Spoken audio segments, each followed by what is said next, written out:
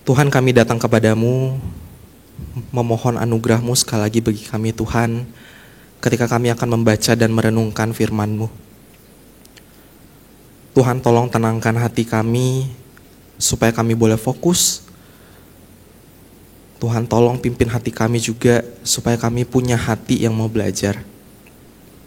Terima kasih Tuhan, di dalam nama Tuhan Yesus kami berdoa, amin. Shalom Grace Life. Hari ini kita masih akan merenungkan firman Tuhan dari kitab Hakim-Hakim, dan kita masih akan melihat kehidupan dari Hakim Gideon. Buat saudara yang terlewat, kita sudah 2 kali membahas tentang Hakim Gideon. Dan saya pikir ada baiknya kita sedikit recap ya, perjalanan panggilan Gideon, dari mulai Tuhan memanggil dia, sampai Gideon menjalankan panggilan Tuhan yang Tuhan berikan buat dia. Soalnya 2 minggu lalu kita mendengar cerita tentang Allah yang memanggil Gideon. Allah memanggil Gideon untuk menyelamatkan orang Israel dari tangan orang Midian. Dan di sana kita menemukan janji Allah kepada Gideon.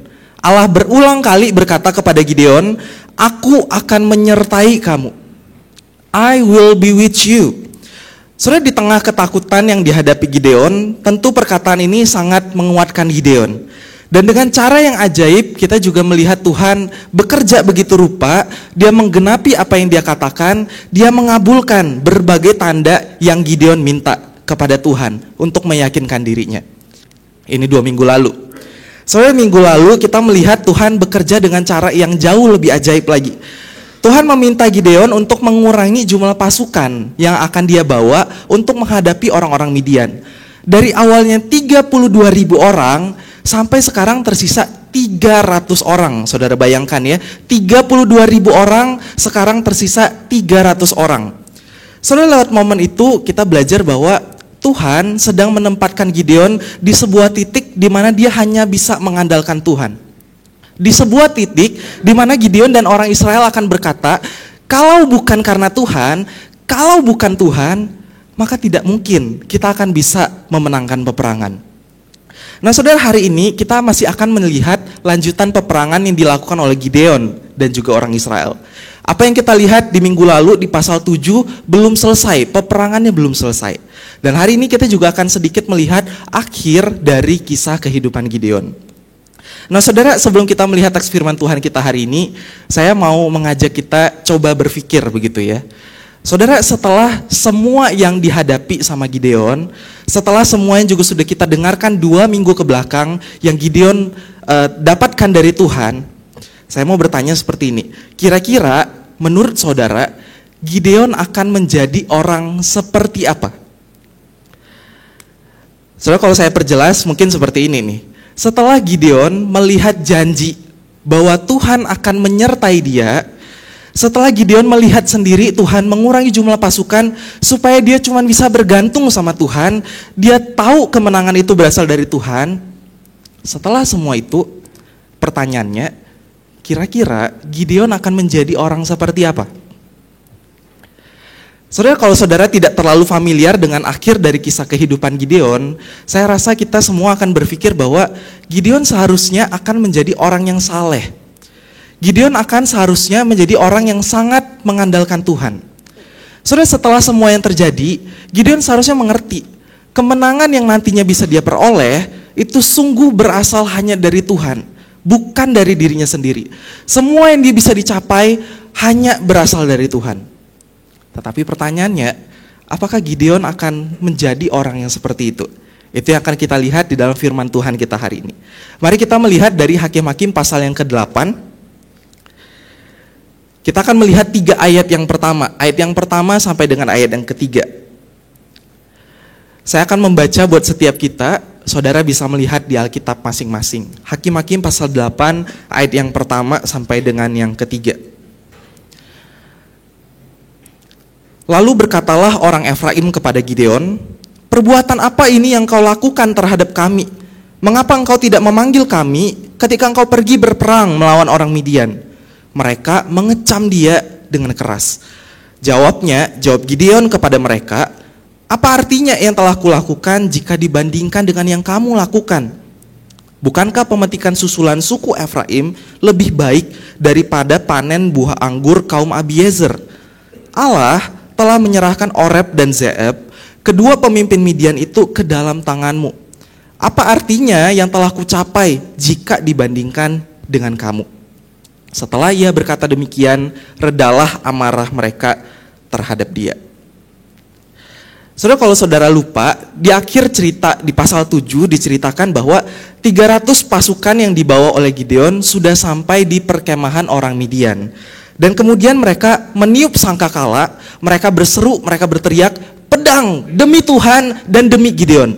Ini persis seperti yang Gideon sudah briefing sebelumnya, sebelum mereka berangkat ke perkemahan itu. Dan setelah itu kita melihat orang-orang Midian, para pasukan Midian, mereka melarikan diri. Bahkan ada juga dari antara mereka yang saling menyerang satu sama lain. Saudara bayangkan situasinya. Di tengah semua itu, Gideon kemudian mengerahkan orang-orang Israel dari suku-suku lainnya. Kalau tadi cuma 300 orang, sekarang orang-orang Israel dari suku lainnya dikerahkan juga untuk mengalahkan, untuk mengejar orang-orang Midian yang melarikan diri. Saudara, salah satu yang dikerahkan adalah orang Efraim, yang tadi kita baca di awal pasal ke-8. Saudara, kalau saudara lihat kembali di akhir pasal 7, dicatat orang-orang Efraim berhasil mengejar orang Midian, menangkap, bahkan menawan pemimpin mereka yang tadi disebutkan, Oreb dan Zeeb, dua pemimpin dari orang Midian. Nah, saudara, cerita yang barusan kita baca, awal pasal ke-8 ini terjadi persis setelah orang Efraim berhasil menawan dan membunuh Oreb dan Zeeb. Diceritakan orang Efraim datang kepada Gideon dan mereka marah kepada Gideon. Saudara, perhatikan apa yang mereka katakan kepada Gideon. Di ayat 1 mereka berkata kepada Gideon, mereka marah-marah. Dan perkataan ini menunjukkan kenapa mereka marah. Karena mereka tidak diajak dari sejak awal untuk ikut berperang. Tidak diajak dari sejak awal untuk melawan orang-orang Midian. Nah, saudara, kita perlu mengerti kenapa orang Efraim marah-marah kepada Gideon. Saudara, orang Efraim, suku Efraim adalah salah satu suku terkuat yang ada di Israel, baik secara ekonomi maupun secara militer. Maka mereka berpikir, kalau memang ada peperangan, seharusnya yang pertama kali diajak mereka. Mereka kan suku terkuat, mereka suku terhebat. Seharusnya dari sejak awal mereka diajak untuk ikut berperang. Nah, saudara, ketika mereka tidak diajak berperang dari sejak awal, mereka merasa diremehkan. Mereka merasa direndahkan, tidak dianggap sebagai suku yang kuat. Maka mereka marah-marah kepada Gideon. Nah, saudara, sekarang perhatikan jawaban dari Gideon. Saudara, Gideon menjawab dengan berkata, apa artinya yang telah kulakukan jika dibandingkan dengan yang kamu lakukan? Saudara, jawaban Gideon jawaban yang sepertinya rendah hati sekali ya. Jawaban yang diplomatis. Gideon seperti berkata, suku kalian itu tetap jauh lebih baik dibandingkan dengan kaumku, kaum Abiezer. Apa yang kalian lakukan tetap jauh lebih hebat dibandingkan dengan yang sudah kami lakukan. Saudara, setelah itu dicatat, setelah Gideon berkata seperti ini, redalah amarah mereka terhadap dia. Suku Efraim merasa senang, merasa masih diakui sebagai suku yang hebat, diakui sebagai suku yang kuat. Saudara, apa yang kita bisa lihat dari 3 ayat pertama ini? Saudara, saya kira apa yang Tuhan lakukan minggu lalu ya, bukan minggu lalu ya, maksudnya dicerita minggu lalu, dengan mengurangi jumlah pasukan orang Israel sudah sangat benar sekali ya. Saudara, bayangkan jumlah mereka masih 32.000 orang. Masih 32.000 orang, lalu mereka berhasil mengalahkan orang Midian. Mereka berhasil membunuh orang-orang Midian.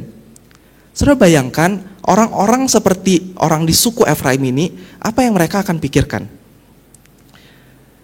Saudara, saya kira mereka akan berpikir bahwa kemenangan itu murni karena kekuatan mereka sendiri.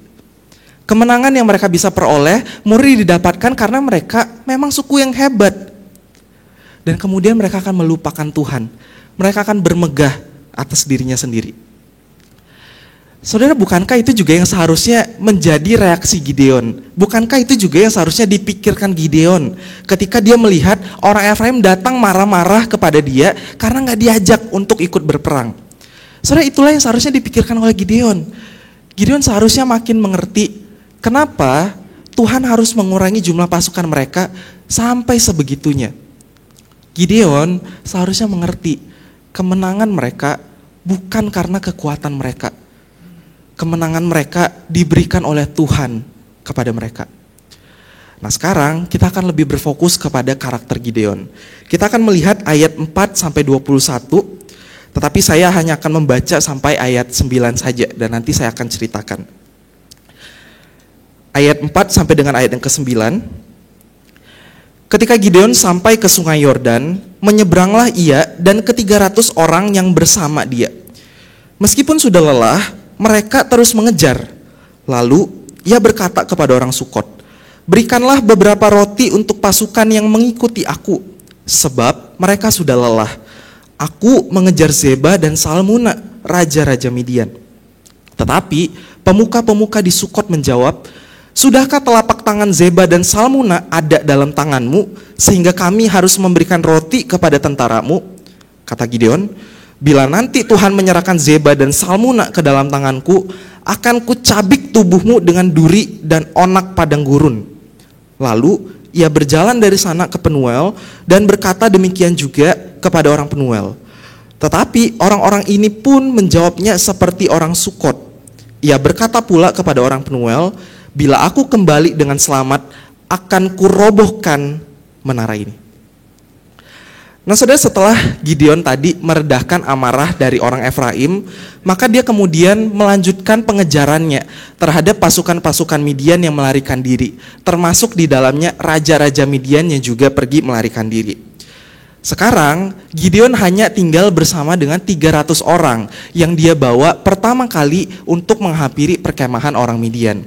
Orang-orang Israel dari suku-suku lain yang dikerahkan tadi tidak lagi ikut bersama-sama dengan dia.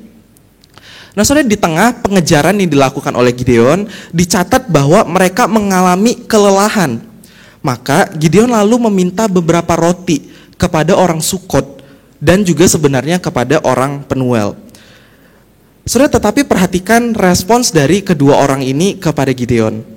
Mereka sama-sama menolak. Mereka sama-sama meremehkan Gideon. Mereka berkata, "Sudahkah telapak tangan Zeba dan Salmuna, raja Midian, ada di dalam tanganmu, sehingga kami harus memberikan roti kepada tentaramu?" Saudara, mereka tidak mau mendengarkan Gideon. Mereka meremehkan Gideon. Mungkin mereka merasa Gideon ini dari kaum yang kecil. Buat apa kita mendengarkan orang dari kaum yang seperti ini? Buat apa kita tunduk kepada pimpinan dia? Nah, sekarang mari kita perhatikan respons dari Gideon. Saudara, respons dari Gideon ini sangat berbeda sekali dengan respons dia tadi kepada orang Efraim. Saudara masih ingat tadi responsnya kepada orang Efraim? Saudara, kalau tadi dia menjawab orang Efraim dengan rendah hati, dengan diplomatis sekali. Tetapi sekarang kita melihat responsnya kepada orang Sukot dan kepada orang Penuel dengan sangat meledak-ledak. Emosinya sangat tersulut sekali. Gideon bahkan berkata bahwa dia akan menghabisi orang Sukot. Dia akan menghabisi orang Penuel. Saudara, kalau kita membaca selanjutnya, itulah yang benar-benar dilakukan oleh Gideon. Soalnya di ayat 10-12, Gideon berhasil mengejar pasukan Midian. Gideon berhasil menangkap Zeba dan Salmuna, raja-raja Midian. Meskipun mereka sempat melarikan diri lagi, tetapi akhirnya benar-benar ditawan oleh Gideon. Dan selanjutnya di ayat 13-17, Gideon membawa Zeba dan Salmuna kepada orang-orang Sukot dan kepada orang-orang Penuel. Dan Gideon melakukan persis seperti yang dia katakan. Gideon menghajar orang-orang Sukot, Gideon merobohkan menara orang Penuel, bahkan Gideon membunuh orang-orang Penuel. Saudara, mari kita sedikit lebih dalam memperhatikan amarah dan amukan dari Gideon ini. Saudara, lewat apa yang Gideon lakukan terhadap orang Sukot dan orang Penuel, kita seperti melihat Gideon lupa dengan apa yang Tuhan sudah ajarkan kepada dia. Saudara, Tim Keller berkata, Gideon himself has forgotten the lesson of the 300. Gideon seperti lupa ketika Tuhan mengurangi jumlah mereka sampai 300 orang. Gideon lupa bahwa kemenangan mereka berasal dari Tuhan. Seharusnya ketika ada yang merendahkan dia, ada yang meremehkan dia, Gideon dengan rendah hati mengakui bahwa kemenangan itu memang bukan karena dia. Bukan dia yang hebat, bukan dia yang harus didengar, bukan dia yang mampu mengalahkan orang-orang Midian. Tetapi Tuhan sendiri yang memberikan kepada mereka. Saudara, Gideon lupa dengan semua itu. Dan kalau kita melihat juga saudara, amarah Gideon ini sebenarnya seperti menunjukkan bahwa dia mengharapkan penghormatan dari orang Sukot, dari orang Penuel atas pencapaiannya. Maka ketika orang Sukot, orang Penuel tidak menghormati dia, tidak respect sama dia, gak kasih kredit sama dia, Gideon marah, Gideon mengamuk, Gideon bahkan membunuh mereka. Gideon lupa bahwa penghormatan, respect itu harusnya hanya diberikan kepada Tuhan. Saudara, kalau saudara nanti lanjutkan baca di ayat 18-21, kita semakin melihat karakter sebenarnya dari Gideon. Soalnya di sana kita melihat Gideon sekarang berhadapan dengan Zeba dan Salmuna, raja-raja Midian yang tadi ditangkap sama dia. Gideon sempat berdialog dengan mereka, dan dari dialog itu kita menemukan alasan sebenarnya kenapa Gideon mengejar mereka. Saudara, Gideon berkata seperti ini. Mereka saudara-saudaraku, seandainya kamu membiarkan mereka hidup, aku tidak akan membunuh kamu. Saudara perhatikan, alasan sebenarnya Gideon mau mengejar orang-orang ini bukan dimotivasi karena dia mau menjalankan perintah Tuhan. Dia mau mengerjakan tugas yang Tuhan berikan kepada dia. Tetapi kita melihat Gideon lebih banyak digerakkan oleh alasan pribadi. Dia mau membalas dendam saudara-saudaranya. Saudara, sampai di sini mari kita sedikit berhenti sejenak lagi. Kita melihat lebih dalam lagi karakter Gideon ini dan kita coba merenungkan juga di dalam kehidupan kita.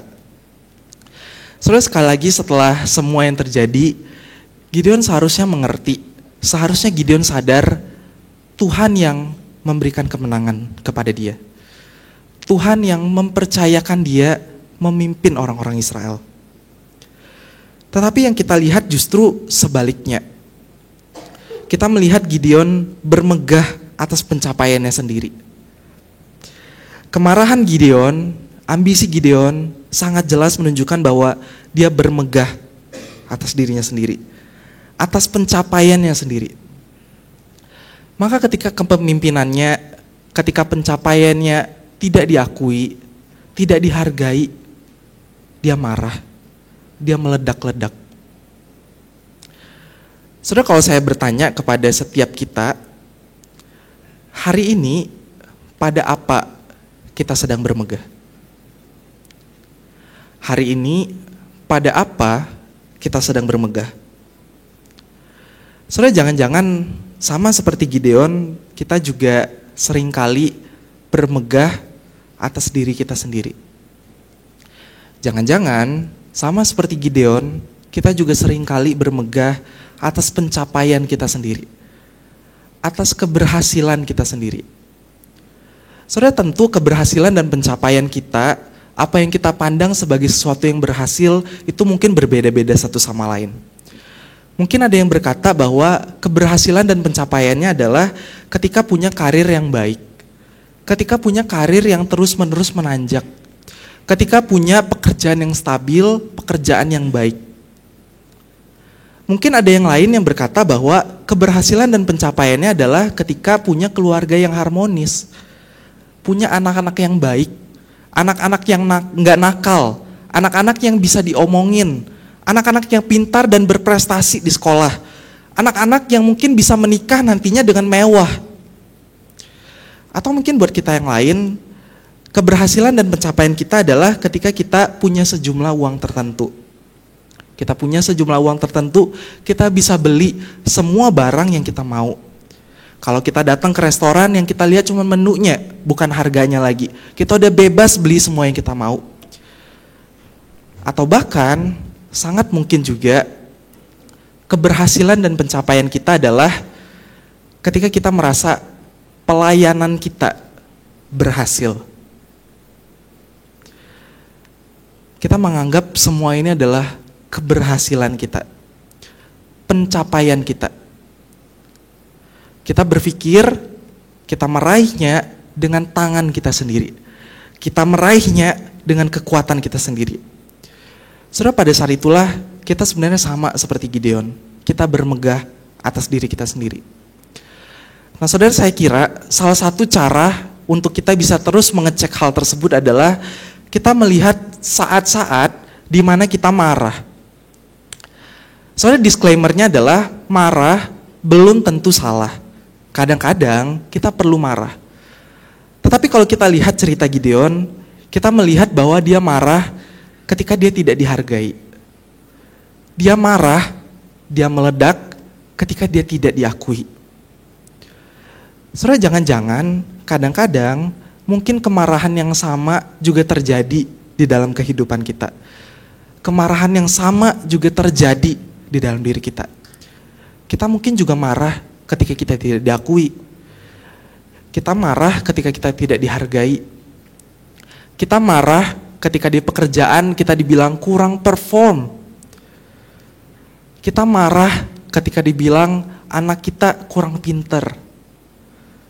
Kita marah karena semua pencapaian kita, semua keberhasilan kita dipandang sebelah mata. Soalnya di saat itulah kita sama seperti Gideon, kita bermegah atas diri kita sendiri. Mungkin kita tidak marah dengan meledak-ledak, tetapi mungkin hati kita terganggu setiap kali kita tidak diakui. Hati kita terganggu setiap kali kita tidak dihargai. Kita merasa tidak nyaman ketika kita tidak diakui. Saudara, di saat itulah kita jadi sama dengan Gideon. Nah sekarang saudara, mari kita melanjutkan pembacaan kita dan kita akan melihat akhir dari kehidupan Gideon. Kita akan melihat ayat 22 sampai 35, tetapi saya akan membaca sampai ayat ke-32 saja.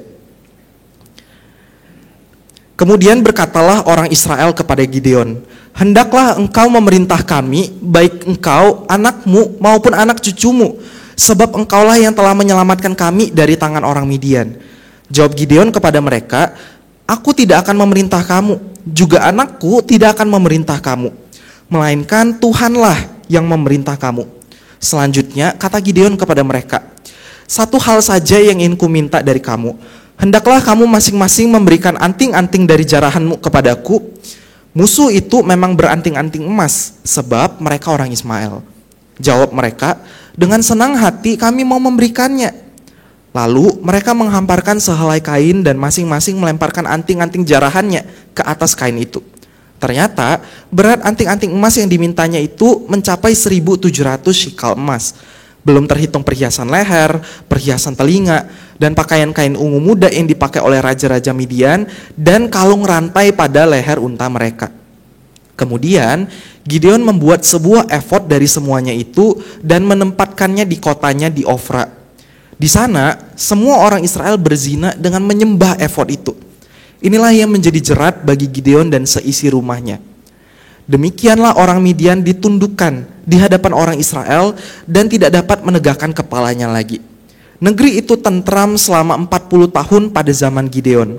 Lalu ia, Yerubbaal bin Yoas, ini Gideon, pergi dan tinggal di rumahnya. Gideon mempunyai 70 anak laki-laki. Semuanya anak kandungnya sebab istrinya banyak. Gundik yang tinggal di Sikem juga melahirkan seorang anak laki-laki baginya yang diberi nama Abimelek. Gideon bin Yoas meninggal pada waktu rambutnya sudah putih semua. Ia dikuburkan di kubur Yoas ayahnya di Ofra, kota orang Abiezer. Nah saudara, setelah tadi dicatat Gideon berhasil benar-benar mengalahkan orang Midian, mengalahkan raja-raja orang Midian. Maka sekarang orang Israel datang kepada Gideon dan kita melihat apa yang orang Israel minta kepada Gideon. Mereka meminta supaya Gideon menjadi raja atas mereka. Dan saudara perhatikan, bukan cuma mereka minta Gideon, tetapi juga anak Gideon, bahkan anak dan cucu Gideon. Saudara perhatikan permintaan dari orang Israel ini. Saudara, permintaan orang Israel ini sebenarnya menunjukkan bahwa mereka berpikir kemenangan mereka diperoleh karena Gideon dan bukan karena Tuhan. Karena Gideon yang hebat memimpin mereka dan bukan karena tangan Tuhan yang menyertai mereka. Bahkan lebih jauh lagi, permintaan mereka ini sebenarnya menunjukkan bahwa mereka menolak Allah sebagai satu-satunya raja di dalam kehidupan mereka. Mereka tidak lagi mau mendengar Allah, sekarang mereka cuma mau mendengar Gideon. Nah, sekarang mari kita perhatikan lagi respons Gideon tadi.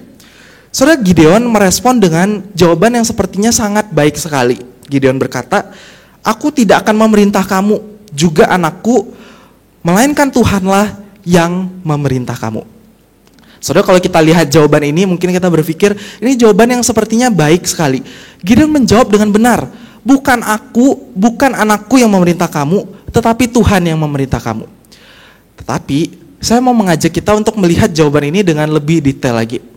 Saudara perhatikan, Gideon tidak menyanggah perkataan dari orang Israel sebelumnya. Orang Israel sebelumnya berkata seperti ini, "Sebab engkaulah yang telah menyelamatkan kami dari tangan orang Midian." Saudara, Gideon tidak menyanggah itu. Padahal seharusnya Gideon tahu, yang menyelamatkan mereka bukan Gideon, tetapi Tuhan. Yang memberikan kemenangan buat mereka bukan karena Gideon, tetapi karena Tuhan. Tetapi Gideon tidak menyanggah ini. Maka Gideon menerimanya. Gideon mengakui dialah yang menyelamatkan orang Israel dari tangan orang Midian. Saudara, itulah kenapa kita melihat apa yang Gideon lakukan selanjutnya. Gideon meminta orang-orang Israel untuk memberikan anting-anting jarahan mereka kepada Gideon. Dan tentu orang Israel yang sudah melihat Gideon sebagai pahlawan mereka dengan sangat senang hati memberikan anting-anting itu kepada Gideon. Termasuk juga perhiasan-perhiasan lain yang mereka jarah dari orang Midian. Saudara, lewat apa yang Gideon lakukan ini, sebenarnya Gideon sedang menunjukkan bahwa dia adalah raja atas orang Israel. Dia meminta jarahan yang diperoleh, yang diambil sendiri oleh orang-orang Israel. Nah, saudara, sekarang perhatikan juga selanjutnya. Lewat apa yang Gideon dapatkan, semua anting-anting emas itu, perhiasan emas itu, Gideon kemudian membuat sebuah efod dan ditempatkan di kotanya, di Ofra. Apa itu efod? Saudara, efod di perjanjian lama dimengerti sebagai pakaian yang biasa digunakan oleh imam besar. Saudara bisa melihat banyak tentang efod di dalam kitab imamat, pakaian untuk imam besar. Nah, saudara, efod ini juga biasanya dikaitkan dengan dua buah batu yang bernama Urim dan Tumim. Saudara, dua buah batu ini, Urim dan Tumim ini digunakan untuk mengetahui kehendak Tuhan. Maka efod yang dikaitkan dengan Urim dan Tumim ini juga bisa dimengerti sebagai tempat di mana Tuhan menyatakan dirinya. Tempat di mana Tuhan menyatakan kehendaknya kepada orang-orang Israel.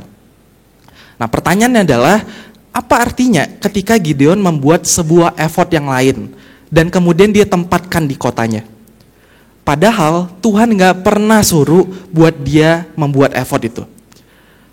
Saudara, Tim Keller menjelaskan bahwa Gideon membuat efod dan ditempatkan di kotanya, sebenarnya dia sedang mau menyuruh orang-orang Israel harus datang kepada dia, harus datang ke kotanya setiap kali mereka mau meminta petunjuk. Setiap kali mereka mau tahu pimpinan Tuhan, setiap kali mereka mau mendapatkan hikmat, maka mereka harus datang kepada Gideon, datang ke kotanya Gideon.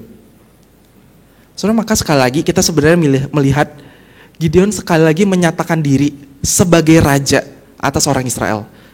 Gideon menyatakan diri sebagai orang yang bisa kasih tahu, kasih hikmat kepada orang-orang Israel, yang bisa memimpin dan bahkan memerintah atas orang Israel.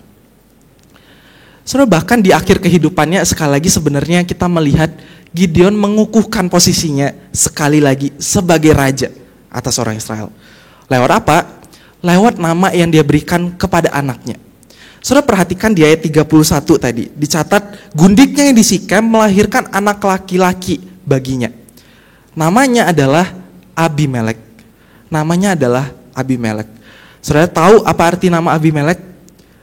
Secara literal, Abimelek berarti my father is king. Ayahku adalah raja. Saudara, maka sekalipun Gideon terlihat menolak untuk memerintah Israel, tetapi jauh di dalam lubuk hatinya Gideon mengaku diri sebagai raja. Gideon mau diakui sebagai raja atas orang-orang Israel. Sampai akhirnya di ayat 32 dicatat Gideon meninggal dunia. Nah saudara, sekarang apa yang kita bisa renungkan dari akhir kisah hidup Gideon ini? Saudara, kita melihat tadi ya, jawaban Gideon sepertinya baik sekali. Sepertinya rohani sekali. Dia bilang, bukan saya yang memimpin kalian. Bukan anakku yang memimpin kalian. Tetapi Tuhan yang memerintah atas kamu. Dia tidak mau diakui sebagai raja. Tetapi nyatanya, lewat berbagai tindakan Gideon, lewat meminta jarahan, membuat effort ditempatkan di kotanya, memberi nama anaknya Abimelek, dia sebenarnya sedang menyatakan diri sebagai raja atas orang Israel. Saudara, maka kita lihat apa yang disebut oleh Gideon, apa yang dikatakan oleh Gideon tidak sesuai dengan apa yang dia lakukan. Dan saudara, saya kira inilah yang kita bisa sebut sebagai kemunafikan rohani. Apa yang dia katakan tentang Allah tidak sesuai dengan apa yang dia lakukan. Saudara, sekarang pertanyaannya adalah, gimana dengan kita? Jangan-jangan kemunafikan rohani ini juga secara tidak sadar ada di dalam diri kita. Kadang-kadang mungkin kita bisa terlihat di luar sangat rohani sekali, sangat baik sekali.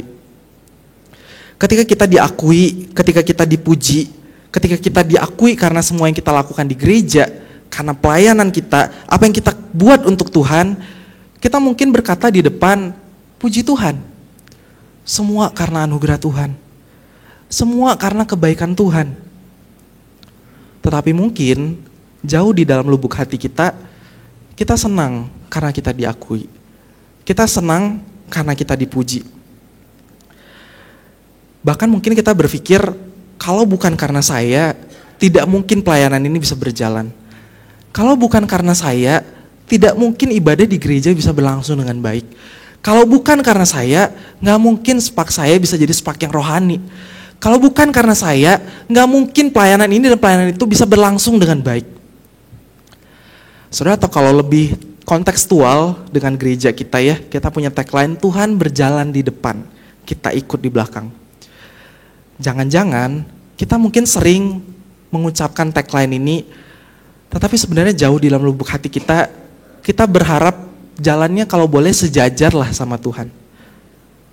Atau kalau boleh selangkah di depan Tuhan. Yang lain ikut sama kita. Saudara, jangan-jangan pemikiran seperti itu sudah atau pernah ada di dalam diri kita. Dan kalau benar demikian, saya mengundang setiap kita sekali lagi datang bertobat, memohon pengampunan dari Tuhan. Saudara, datanglah kepada Dia yang sekalipun paling berhak untuk diakui sebagai raja, tetapi justru datang untuk melayani. Saudara, Tuhan tidak sama seperti Gideon yang meminta harta dan jarahan, tetapi Dia justru memberikan nyawanya. Mari kita datang. Mari kita mengaku di hadapan Tuhan. Mari kita bertobat. Tuhan akan menolong kita.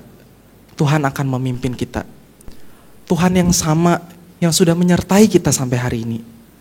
Tuhan yang sama yang akan terus memimpin kita, menghidupi kehidupan Kristen kita, menjadi seorang murid Tuhan yang sungguh. 2 reflection questions untuk kita renungkan bersama pada pagi hari ini. Saudara, yang pertama, apakah hari ini kita bermegah atas diri kita sendiri? Atas keberhasilan kita? Atas pencapaian kita? Apapun itu bentuknya. Mari bermegah di dalam Tuhan. Di dalam Dia yang sudah mati buat kita. Di dalam Dia yang sudah mengorbankan dirinya buat kita.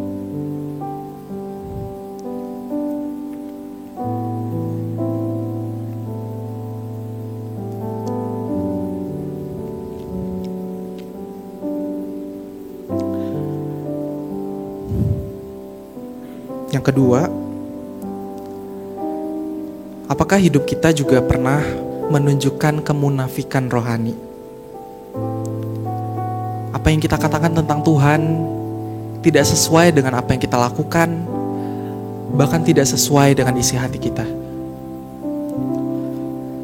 Mari datang bertobat, memohon pengampunan darinya.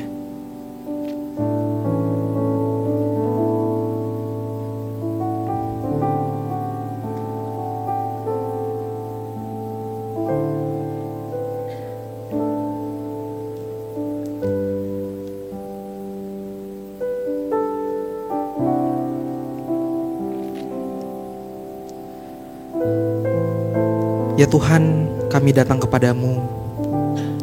Datang dengan kerendahan hati kami mengakui bahwa banyak kali kami gagal Tuhan. Banyak kali kami bermegah atas diri kami sendiri. Banyak kali kami sekalipun terlihat baik di depan orang, tetapi sebenarnya hati kami begitu jahat. Tuhan tolong kami. Kami tidak mampu dengan kekuatan kami sendiri. Kami terus gagal. Biarlah anugerah Tuhan yang jauh lebih besar itu menolong dan memampukan kami. Terima kasih Tuhan. Kami berdoa, memohon pengampunan, memohon kekuatan hanya di dalam nama Tuhan kami, Yesus Kristus. Amin. Tuhan memberkati saudara.